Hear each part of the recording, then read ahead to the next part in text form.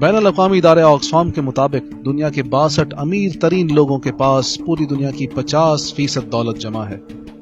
اس وقت دنیا میں سرمایہ دارانہ نظام غالب ہے جس کے اثرات ہر طرف دکھائی دیتے ہیں۔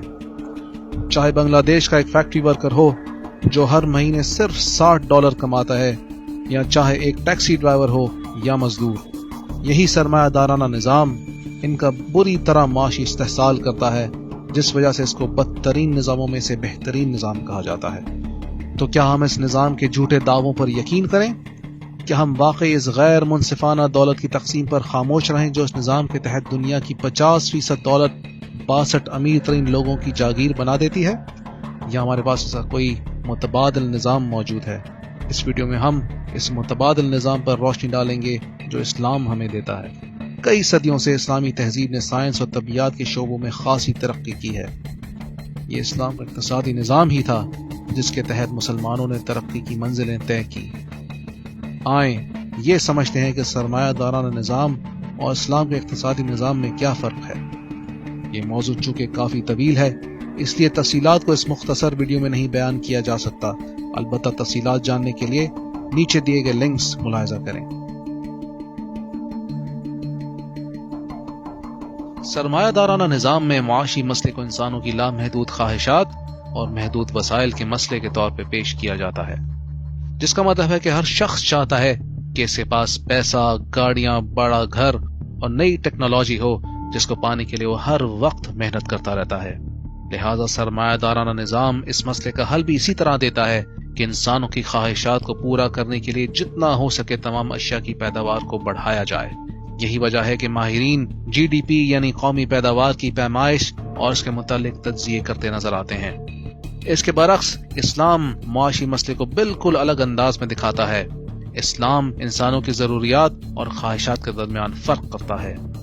لہٰذا اگر کوئی شخص خود اس قابل نہیں کہ ان ضروریات کو پورا کر سکے تو اس وقت اس کی بنیادی ضروریات کی ذمہ داری اسلامی ریاست پر ہوتی ہے۔ ان بنیادی ضروریات میں کھانا، کپڑا، رہائش اور طبی امداد شامل ہیں۔ بنیادی ضروریات کے علاوہ انسانوں کی خواہشات عیش و آرام کے لیے ہوتی ہیں جن کی ذمہ داری اسلامی ریاست پر نہیں ہوتی۔ لہٰذا اسلام کے مطابق ایک معاشرے کا بنیادی معاشی مسئلہ دولت کی غیر منصفانہ تقسیم ہے، نہ کہ اشیاء کی کم پیداوار۔ اسی لیے اسلامی اقتصادی نظام اور پالیسیوں کے ماہرین دولت کی منصفانہ تقسیم پر زور دیتے ہیں تاکہ ہر شخص کی بنیادی ضروریات پوری کی جا سکیں اور معاشرے کو مزید وسائل دیے جائیں تاکہ ہر شخص اپنے طرز زندگی کو مزید بہتر بنانے کے لیے آزاد ہو۔ سرمایہ دارانہ نظام نے دنیا کو قومیت کی بنیاد پر تقسیم کیا ہوا ہے، جس وجہ سے موجودہ قومی ریاستیں خوش سالی اور بڑھتی ہوئی غربت کو دور کرنے کے لیے دوسری ریاستوں کی مدد کرنے کو اپنی ذمہ داری نہیں سمجھتی۔ یہی قومی ریاستوں کا تصور منصفانہ دولت کی تقسیم کو روکتا ہے۔ اس کے برعکس اسلام نے مسلم امت کو ایک ریاست کا تصور دیا ہے، لہٰذا خلافت میں موجودہ قومی ریاستوں کی طرح سرحدیں نہیں ہوتی۔ ہر شخص کو اجازت ہوتی ہے کہ اسلامی خلافت میں جہاں چاہے سفر کرے اور جہاں چاہے رہائش پذیر ہو۔ یہی وجہ ہے کہ اگر اسلامی خلافت کا کوئی خطہ خوش سالی یا وسائل کی کمی کا شکار ہوتا ہے تو دوسرے علاقوں کے ہوتے ہوئے ان مسائل کو بآسانی دور کیا جا سکتا ہے۔ مثلاً خلیجی علاقوں سے حاصل ہونے والا تیل خلافت کے دوسرے کم وسائل والے علاقوں میں بآسانی منتقل کیا جا سکتا ہے تاکہ سب کی ضرورت پوری کی جا سکے۔ سرمایہ دارانہ ریاستوں میں مختلف قسم کے ٹیکس لگائے جاتے ہیں، جیسا کہ آمدنی پر ٹیکس، خرید و فروخت پر ٹیکس، روڈ ٹیکس، زمینوں اور عمارتوں پر ٹیکس وغیرہ۔ مثلاً ایک گھرانے کو 30% ٹیکس ادا کرنے کے بعد مشکل ہی سے بچت ہوتی ہے۔ اسلام میں اس طرح کے کسی ٹیکس کا کوئی تصور نہیں جو عوام پر بوجھ بنتا ہو۔ صاحب نصاب مسلمانوں پر صرف 2.5% زکوٰۃ عائد ہوتی ہے جو اپنی ضرورت سے زائد دولت پر دیتے ہیں۔ اسی طرح خلافت مختلف ذرائع سے بیت المال کے لیے پیسہ اکٹھا کرتی ہے جن میں عشر، جزیہ، خمس، خراج، مال غنیمت وغیرہ شامل ہیں۔ غیر مسلم سے جزیہ وصول کیا جاتا ہے جس کی شرح عموماً زکوٰۃ سے کم ہوتی ہے۔ ہم جانتے ہیں کہ موجودہ نظام میں صرف 1% لوگ بقیہ 99% لوگوں کے برابر دنیا کی دولت پر قابض ہیں۔ ذرا سوچیں کہ اگر اس دولت مند طبقے سے 2.5% زکوٰۃ یا جزیہ وصول کیا جائے تو کتنی آسانی سے دنیا کی غربت دور کی جا سکتی ہے۔ سرمایہ دارانہ نظام میں ہر طرح کے وسائل کی نجکاری کی اجازت ہے، چاہے وہ تیل اور گیس کے ذخائر ہوں یا توانائی پیدا کرنے کے وسائل۔ یہی وجہ ہے کہ ملٹی نیشنل کمپنیوں کے پاس تیل، گیس اور توانائی کے ذرائع کی ملکیت ہوتی ہے۔ اس طرح سرمایہ دارانہ نظام میں دریا کا پانی، جھیلیں، کنویں اور وسیع چراگاہوں وغیرہ کو بھی انفرادی ملکیت میں دیا جا سکتا ہے۔ ان بیش بہا وسائل کا ملٹی نیشنل کمپنیوں کے قبضے میں ہونا عوام پر سرمایہ دارانہ نظام کا گھیرا تنگ کر دیتا ہے۔ ایک طرف کمپنیاں تیل، بجلی اور گیس وغیرہ کو عوام کو انتہائی مہنگے داموں بیچ کر کئی گنا زیادہ منافع کماتی ہیں، تو دوسری طرف لوگوں پر ان وسائل کی فراہمی تنگ کر کے عوام کا بدترین استحصال کرتی ہیں۔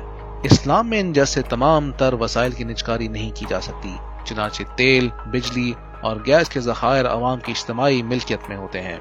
لہذا خلافت کی ذمہ داری ہوتی ہے کہ ان تمام تر وسائل کو منظم طریقے سے عوام تک پہنچائے۔ اسلامی ریاست کا کام تیل، بجلی اور گیس وغیرہ کو معمولی قیمت پر عوام تک پہنچانا ہوتا ہے۔ ان کی فراہمی سے حاصل ہونے والا پیسہ بیت المال میں جمع ہوتا ہے، جسے اسلامی ریاست صرف عوامی فائدے کے اخراجات پر خرچ کرتی ہے۔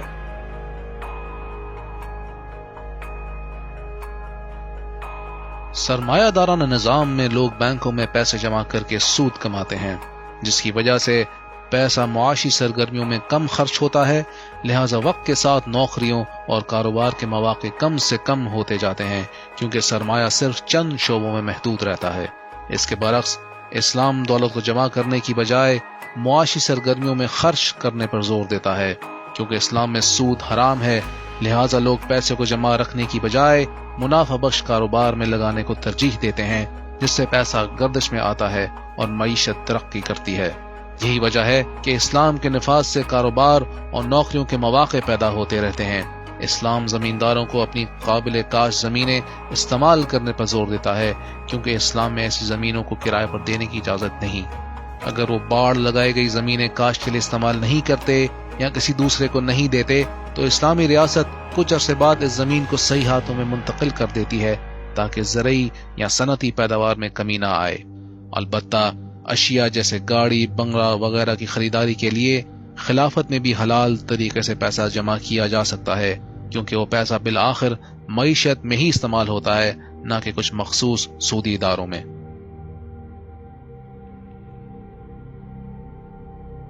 سرمایہ دارانہ نظام میں لوگ سود پر قرضے لیتے ہیں تاکہ اپنا کاروبار شروع کر سکیں یا اپنی کمپنی میں سرمایہ ڈال سکیں۔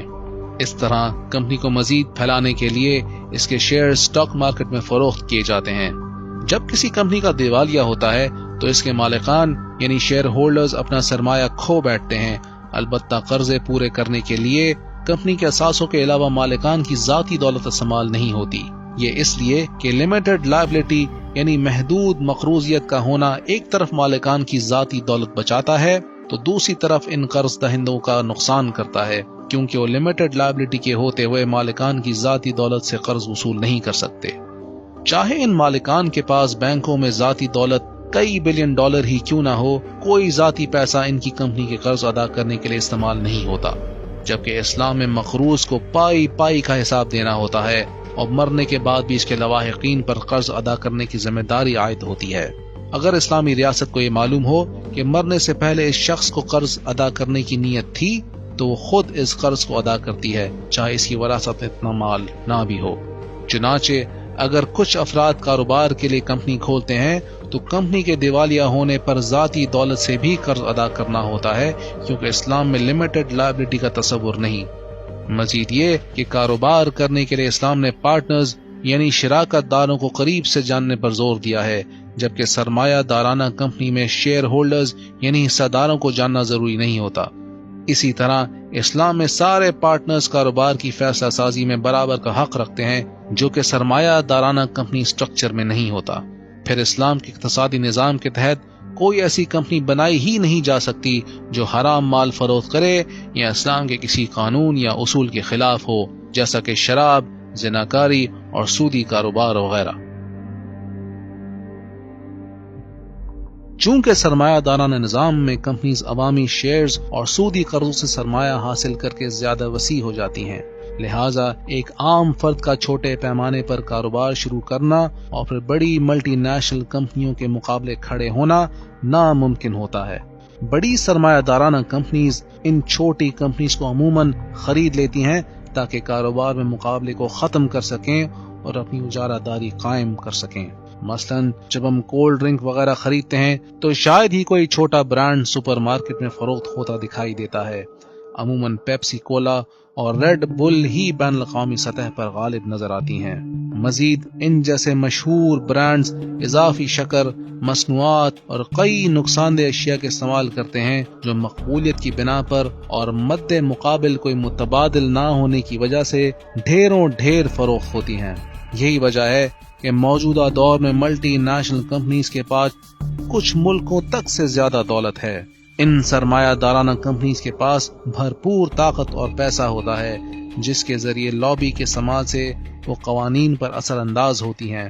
اس طرح جاگیردار جمہوریت کے ذریعے اپنے مفادات کے لیے قوانین بنواتے ہیں۔ اس کے مد مقابل اسلام کے اقتصادی نظام میں کمپنیز کی جاگیرداری قائم ہونا ناممکن ہوتا ہے کیونکہ وہ اسٹاک مارکیٹ اور سودی قرضوں کے ذریعے پیسہ نہیں سمیٹ سکتی۔ اس کی کئی وجوہات ہیں۔ اسلام میں سود حرام ہونے کی وجہ سے بڑے قرضوں کے ذریعے جاگیرداری نہیں بڑھائی جا سکتی۔ کاروبار کے لیے کمپنی بنانے سے پہلے فردی حیثیت سے پارٹنرز یعنی شراکت داروں کا آپس میں تعلق اور جان پہچان ہونا ضروری ہے۔ پیسے کو بینک میں رکھ کر سود نہیں کمایا جا سکتا، لہذا کاروبار یا دوسری معاشی سرگرمیوں کے ہوتے ہوئے دولت گردش میں رہتی ہے۔ اسلام میں چھوٹی اور درمیانی درجے کی کمپنیز ہوتی ہیں جو مارکیٹ میں مقابلہ ہونے کی وجہ سے اعلیٰ مصنوعات سستے داموں فراہم کرتی ہیں۔ سرمایہ دارانہ نظام میں اگر کوئی شخص ایک ٹیکنالوجی یا جدید عمل دریافت کرتا ہے یا کسی مصنوعی شے کو سدھارتا ہے تو وہ اس ٹیکنالوجی کا پیٹنٹ خرید لیتا ہے جو کہ ایک عرصے تک محدود رہتا ہے، یعنی کوئی دوسرا اسی طرز کی اشیاء یا وہی ٹیکنالوجی نہیں بیچ سکتا۔ لہذا کمپنیز پیٹنٹ کے لیے بھاری رقم ادا کرتی ہیں جو بعد ازائن اشیاء یا ٹیکنالوجی کی پیداوار کی قیمت سے بھی کئی گنا زیادہ ہوتی ہے۔ مثلاً ادویات بنانے والی کمپنیز جب کسی نئی دوا کے فارمولے کو پیٹنٹ کرواتی ہیں جو بیماری میں مؤثر ہو تو اس پر بڑی لاگت آتی ہے جس وجہ سے ادویات قدرے مہنگی ہو جاتی ہیں۔ اس کے برعکس اسلام میں خیالات اور ایجادات وغیرہ پر پیٹنٹ کروانے کی اجازت نہیں، لہذا ہر شخص کو اپنی ایجاد کردہ ٹیکنالوجی اور جدید فارمولے وغیرہ فروخت کرنے کی اجازت ہوتی ہے۔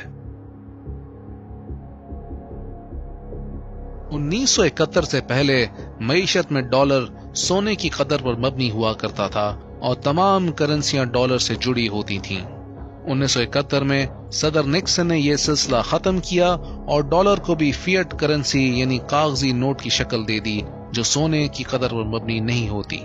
فیڈرل ریزرو کو اختیار دیا گیا کہ ڈالر کی فراہمی بڑھانے کے لیے جتنے چاہے نوٹ چھاپے، لہٰذا یہ عمل آہستہ آہستہ سبھی ریاستوں نے اختیار کر لیا۔ نتیجتاً کرنسی کی کثیر فراہمی اور اس کی بنیاد سونا چاندی پر نہ ہونے کی وجہ سے افراط زر یعنی انفلیشن کی شرح بڑھتی ہے اور روپے پیسے کی قدر گھٹتی ہے۔ اسی طرح وقت کے ساتھ ساتھ افراد کی قوت خرید کم ہوتے رہنے کی وجہ سے کھانے پینے، گھر اور کپڑے وغیرہ جیسی بنیادی چیزوں کی قیمتیں بڑھتی جاتی ہیں۔ اس کے برخلاف اسلام میں سونا چاندی یا ان کی قدر پر مبنی کرنسیاں ہی قابل قبول ہوتی ہیں۔ مزید خلافت کے پاس اپنی مرضی سے کرنسی چھاپنے کا اختیار نہیں ہوتا، لہٰذا وہ یا تو سونا چاندی کے سکے شائع کرتی ہے یا ایسے کاغذی نوٹ جو پوری طرح سونا اور چاندی کی بنیاد پر ہوں۔ چنانچہ اسلام کے اقتصادی نظام میں روپے کی قدر گرنے کی وجہ سے پیدا ہونے والے انفلیشن کو بآسانی روکا جاتا ہے، جس سے اشیاء کی قیمتیں حد درجے مستحکم رہتی ہیں۔ اس ویڈیو کو دیکھنے کا شکریہ۔ اسلام کے سیاسی، معاشی، معاشرتی اور دوسرے نظاموں کو گہرائی میں جاننے کے لیے ہماری ویب سائٹ وزٹ کریں۔ جزاک اللہ خیرن۔